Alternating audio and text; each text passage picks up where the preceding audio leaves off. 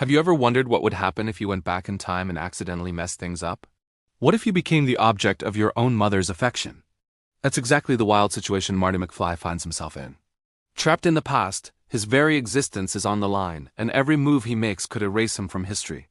He's juggling high school band auditions and some seriously awkward family dynamics, all while trying not to become his mom's high school crush. It's a classic story, but have you ever thought about the deeper lessons hidden within? Before his unexpected trip, Marty's life in 1985 isn't exactly perfect.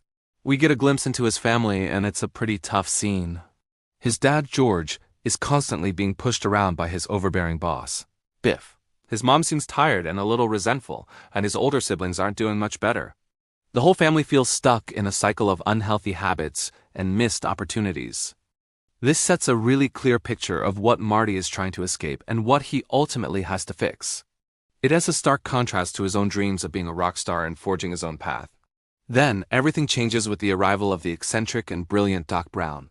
He rolls up in a modified DeLorean, revealing his greatest invention, a time machine. Doc explains the whole thing, flux capacitor and all, but their late-night experiment is interrupted by a group of angry Libyans Doc double-crossed. In a chaotic escape, Marty is accidentally blasted back 30 years into the past, landing right in the middle of 1955. This isn't just a joyride. It's a desperate flight that kicks off an incredible adventure. Arriving in 1955 is a total culture shock for Marty. He goes from 80s rock and roll to 50s doo-wop in an instant. The town square looks completely different, and he's immediately out of place. The real trouble starts when he inadvertently stops his parents from having their meet-cute moment. By saving his father from getting hit by a car, Marty takes his place, and his future mom, Lorraine, becomes infatuated with him instead. He quickly realizes he's created a paradox that could unravel his entire existence. We also see the roots of his family's problems firsthand, with a young Biff bullying a young, timid George. George's fear of confrontation is a pattern that Marty now has to break. The stakes get terrifyingly real when Marty looks at a photo of his siblings and sees his brother starting to fade away. His own hand starts to disappear too. He's literally being erased from existence. Doc Brown from 1955 explains that unless he gets his parents to fall in love, he'll be gone for good. The mission is clear. He has to play matchmaker. This urgent quest highlights the destructive nature of Biff's bullying and George's passivity. It's not just about getting two people together. It's about forcing his father to confront his fears and stand up for himself, changing the course of their family's future. So Marty's new mission is to get his parents to fall in love at the school dance. Easier said than done. His first few attempts are total disasters. He tries to get his dad to talk to his mom, but George is so painfully shy and awkward that he just fumbles every single time. Lorraine, on the other hand, is only interested in Marty, who she knows as Calvin Klein. It's a hilarious but stressful series of failed attempts, showing that love isn't something you can just force. There's a complex dance of timing, confidence, and genuine connection that has to happen naturally, and Marty is running out of time to make it happen. With the dance just days away, the pressure is mounting. Doc Brown figures out the only way to get Marty back to 1985. They need to harness the power of a lightning bolt that S predicted to strike the clock tower at exactly 10:04 p.m. on Saturday night. There's no room for error. This adds another layer of urgency to Marty's matchmaking. He has to get his parents to kiss at the dance. Asterisk and asterisk, he has to be in the DeLorean at the precise moment the lightning hits. The love story and the sci-fi adventure become completely intertwined, creating a thrilling countdown to a single make-or-break moment. To make things happen, Marty gets desperate. He realizes his dad needs a serious confidence boost. So in the middle of the night, he puts on a radiation suit, calls himself Darth Vader from the planet Vulcan, and uses his Walkman to blast rock music into his young father's ears.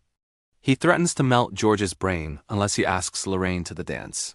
It's a crazy plan, but it actually works. George, terrified but motivated, finally agrees. He tries his best to be smooth, but his attempts to use Marty's scripted lines are pretty clumsy. Just when things seem hopeless, a confrontation with Biff gives George an unexpected and crucial opportunity. While Marty is coaching his dad, Doc Brown is finalizing the incredible plan to send him home. He maps out every detail, from the wire they all hook to the clock tower to the exact speed Marty needs to hit. But there's a complication. Lorraine is still crushing on Marty and asks him to the dance. Marty knows this is his chance to set up a scenario where his dad can be the hero. Meanwhile, Marty grapples with a moral dilemma. He knows Doc will be shot in 1985, so he writes a warning letter, but Doc refuses to read it, worried about altering the future. It's a powerful moment about the burden of knowledge and the unpredictable nature of time. The enchantment under the sea dance is where it all comes to a head. The atmosphere is electric. Marty's plan is to make it look like he's getting fresh with Lorraine, giving George the chance to step in and save her. But Lorraine, surprisingly, makes the first move, and things get really uncomfortable. Just then, Biff shows up, pulls Marty out of the car, and starts harassing Lorraine for real. This is the moment of truth. Seeing the girl he loves in trouble, George finds a strength he never knew he had. He confronts Biff and, with one punch, knocks him out cold. In that instant, George transforms from a coward into a hero, and Lorraine finally sees him for who he is. They share their first kiss, and Marty's family photo is restored. With his parents finally together, Marty has to race to the clock tower. He plays one last killer guitar solo with the band and then bolts. But there are still obstacles. A fallen tree branch disconnects the cable, and Doc is scrambling to reconnect it as the storm rages. Marty arrives just in the nick of time, flooring the DeLorean and hitting 88 miles per hour just as the lightning strikes. He's sent screaming back to 1985. He arrives moments before his original departure, just in time to see the Libyans attack. Doc Marty is devastated, thinking he failed to save his friend. But then, Doc sits up, revealing he's wearing a bulletproof vest. He finally read the letter. It's a perfect twist, showing how even small choices can create life-saving ripples. When Marty gets home, everything is different, and for the better. His house is nicer, his family is happy and successful. His brother has a good job, and his sister is popular. The biggest change is in his father. George is now a confident, successful science fiction author. Biff, instead of being his boss, is now waxing his car, completely subservient. That one punch at the dance didn't just win him a girl. It completely altered his character, his habits, and his entire future. It's a powerful message that confronting your fears can have an incredible ripple effect, transforming not just your own life, but the lives of everyone around you. Just when Marty thinks he can finally relax and enjoy his new and improved life, Doc Brown reappears in the DeLorean, this time decked out with futuristic tech. He frantically tells Marty and his girlfriend Jennifer that they have to come with him to the future. Something is wrong with their kids.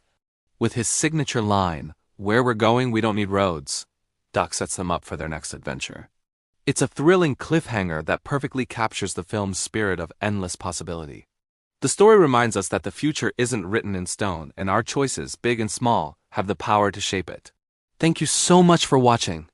If you enjoyed this deep dive, don't forget to like, subscribe, and hit that notification bell for more content. See you in the next one.